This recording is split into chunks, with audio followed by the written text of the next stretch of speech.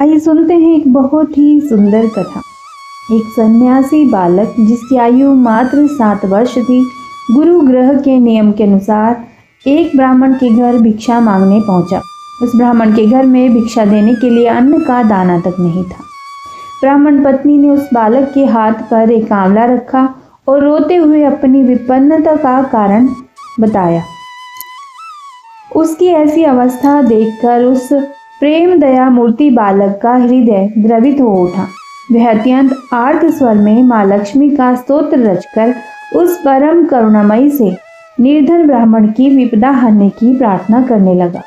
उसकी प्रार्थना पर प्रसन्न होकर माँ महालक्ष्मी ने उस परम निर्धन ब्राह्मण के घर में सोने के आंवलों की वर्षा कर दी। जगत जननी महालक्ष्मी को प्रसन्न कर उस ब्राह्मण परिवार की दरिद्रता दूर करने वाला दक्षिण के कालाड़ी ग्राम में जन्मा वह बालक था शंकर, जो आगे चलकर जगत गुरु शंकराचार्य के नाम से विख्यात हुआ। इस महाज्ञानी शक्तिपुंज बालक के रूप में स्वयं भगवान शंकर ही इस धरती पर अवतीर्ण हुए थे। इनके पिता शिवगुरु नामपुद्री के यहाँ विवाह के कई वर्षों बाद जब कोई संतान नहीं हुई, तब उन्होंने अपनी पत्नी विशिष्टा देवी के साथ पुत्र प्राप्ति की कामना से दीर्घ काल तक चंद्रमौली भगवान शंकर की कठोर आराधना की। आखिर प्रसन्न होकर भगवान शंकर ने उन्हें स्वप्न में दर्शन दिए और कहा, वर मांगो।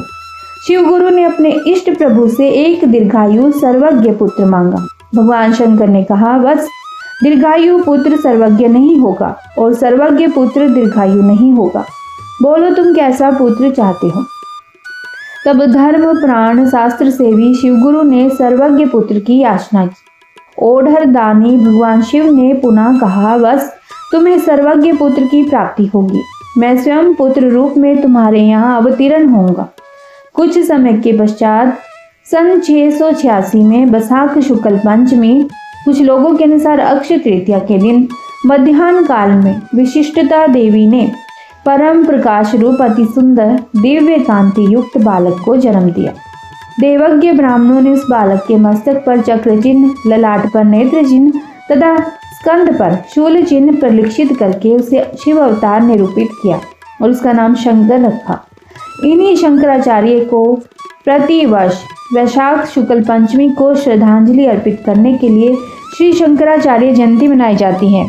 जिस समय जगत गुरु शंकराचार्य का आविर्भाव हुआ, उस समय भारत में वैदिक धर्म मलान हो रहा था और मानवता बिसर रही थी।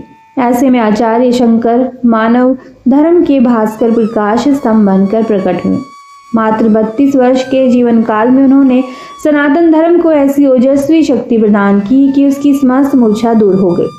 शंकराचार्य जी 3 वर्ष की अवस्था में मलयालम का अच्छा ज्ञान प्राप्त कर चुके थे। इनके पिता चाहते थे कि ये संस्कृत का पूर्ण ज्ञान प्राप्त करें, परंतु पिता की अकाल मृत्यु होने से शैशव अवस्था में ही शंकर के सिर से पिता की छत्र छाया उठ गई और सारा बोझ शंकर जी की माता के कंधों पर आ पड़ा।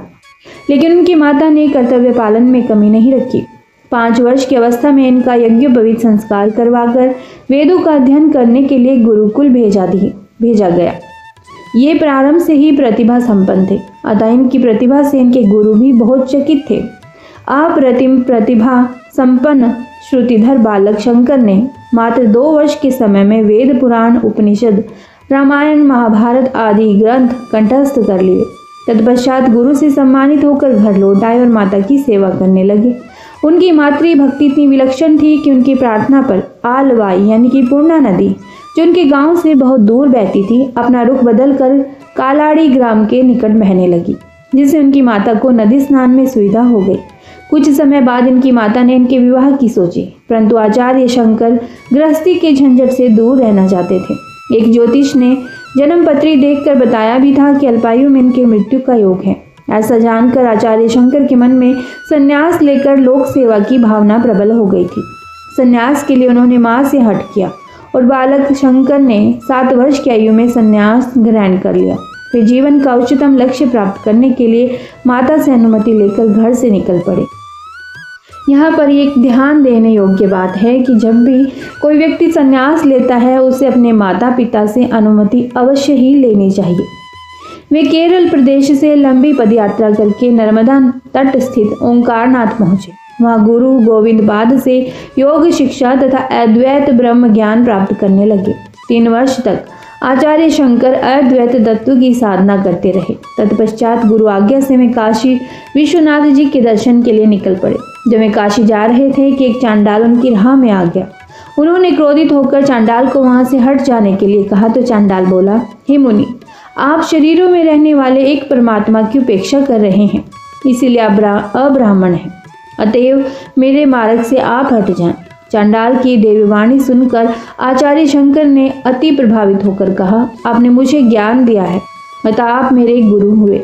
यह कहकर आचार्य शंकर ने उन्हें प्रणाम किया तो चांडाल के स्थान पर शिव तथा 4 देवों के उन्हें दर्शन हुए। काशी में कुछ दिन रहने के दौरान वे महिष्मती नगर में आचार्य मंडल मिश्र से मिलने गए।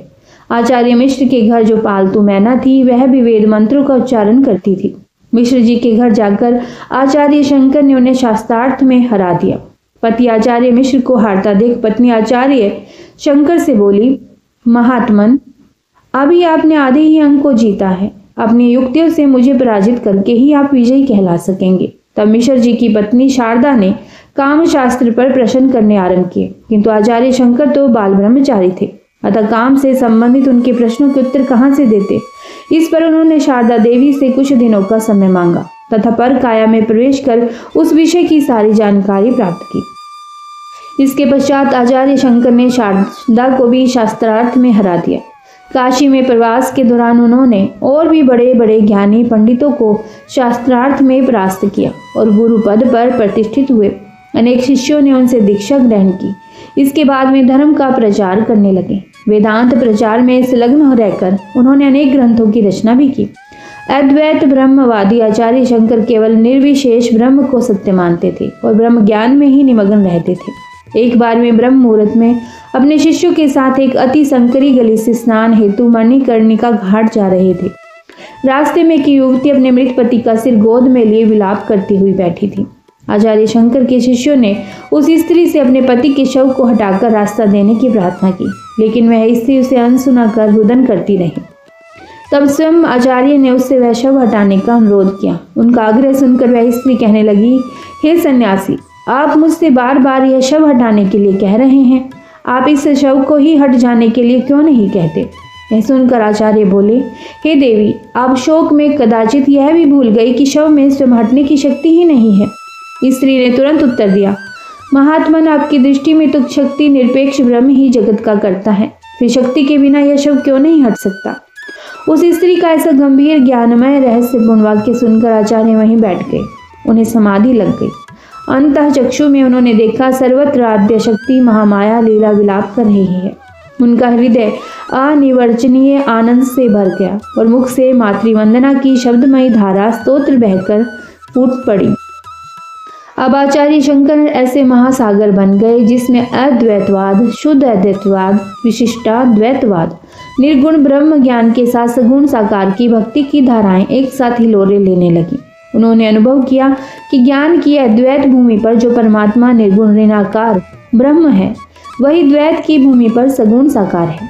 उन्होंने निर्गुण और सगुण दोनों का समर्थन करके निर्गुण तक पहुंचने के लिए सगुण की उपासना की और उस उपासना को अपरिहार्य सीढ़ी माना।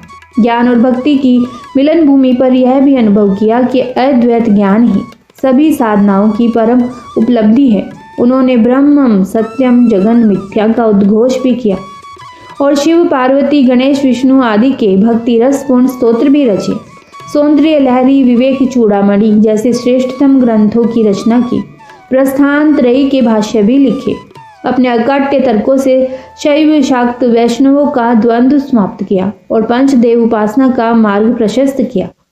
उन्होंने आ सेतु हिमालय संपूर्ण भारत की यात्रा की और 4 मठों की स्थापना करके पूरे देश को सांस्कृतिक, धार्मिक, दार्शनिक, आध्यात्मिक और भौगोलिक एकता के अविच्छिन्न सूत्र में बांध दिया। उन्होंने समस्त मानव जाति को जीवन मुक्ति का एक सूत्र दिया। दुर्जनः सज्जनो भूयात सज्जनः शांतिम आपनुयात शांतो मुच्यते बंधे मयो मुक्तः चान्यान विमोच्यते। अर्थात दुर्जन सज्जन बने, सज्जन शांति बने, शांत जन बंधनों से मुक्त हों और मुक्त अन्य जनों को मुक्त करें। अपना प्रयोजन पूरा होने के बाद 33 वर्ष की अल्पायु में उन्होंने इस नश्वर देह को त्याग दिया। तो यह थी कथा आदि गुरु शंकराचार्य जी की, जिन्होंने सर्वत्र ही ज्ञान बिखेरा है। यदि यह कथा आपको अच्छी लगी हो तो इसे लाइक और शेयर अवश्य ही करिएगा, और हो सके तो शंकराचार्य जी के पद चिन्हों पर अवश्य ही चलिएगा। ओम नमो नारायण।